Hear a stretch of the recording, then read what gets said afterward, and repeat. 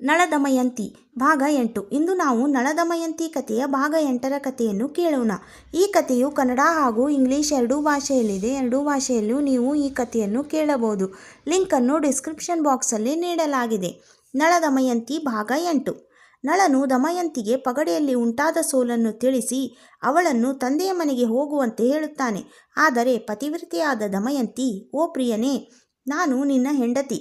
ನೀನು ಅರಣ್ಯದಲ್ಲಿ ಅಲೆದಾಡುತ್ತಿದ್ದಾಗ ನಾನು ಅರಮನೆಯಲ್ಲಿ ಇರಲಾರೆ.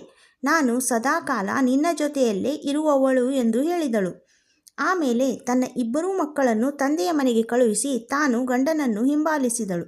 ನಳದಮಯಂತಿಯರಿಬ್ಬರೂ ಸಾಮಾನ್ಯ ಉಡುಪು ಧರಿಸಿ ರಾಜಧಾನಿಯಿಂದ ಹೊರಬಂದು ಅರಣ್ಯ ಪ್ರವೇಶಿಸಿದರು. ಅರಮನೆಯ ಸುಖದ ಸುಪ್ಪತ್ತಿಗೆಯಲ್ಲಿ ಬೆಳೆದಿದ್ದ ದಮಯಂತಿ ಕಲ್ಲು ಮುಳ್ಳನ್ನು ತುಳಿಯುತ್ತಾ ಮುನ್ನಡೆಯಬೇಕಾಯಿತು. ಸಾಕಷ್ಟು ತೊಂದರೆಗಳಿಗೆ ಸಿಲುಕಿ ಅಲ್ಲೆಲ್ಲ ಅಲೆದಾಡುವಂತಾಯಿತು. ಸುತ್ತಾಡಿ ಆಯಾಸವಾದದ್ದು ಮಾತ್ರವಲ್ಲ, ತಡೆಯಲಾಗದ ಹಸಿವು ಉಂಟಾಯಿತು. ದೂರದಲ್ಲಿ ಒಂದು ಕೊಳ ಕಂಡಿತು. ಮುಂದಿನ ಭಾಗದ ಕಥೆಯನ್ನು ಮುಂದಿನ ಭಾಗದಲ್ಲಿ ಕೇಳೋಣ. ಈ ರೀತಿ ಅನೇಕ ಕಥೆಯನ್ನು ಕೇಳಲು ಚಾನಲನ್ನು ಸಬ್ಸ್ಕ್ರೈಬ್ ಮಾಡಿಕೊಳ್ಳಿ.